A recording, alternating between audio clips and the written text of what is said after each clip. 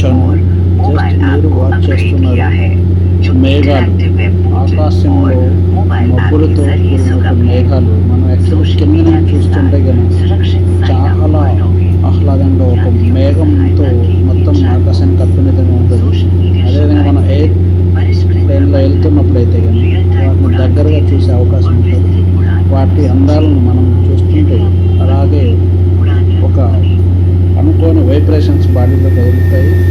So ఈ మేఘాల వల్ల మనకు కలిగే లాభాలు ఎలా ఉంటాయని మేఘం చూస్తుంటే ఎలా ఉంటుంది. సో మీరు కూడా ఇట్లాంటి అనుభూతులు చూసుంటారు.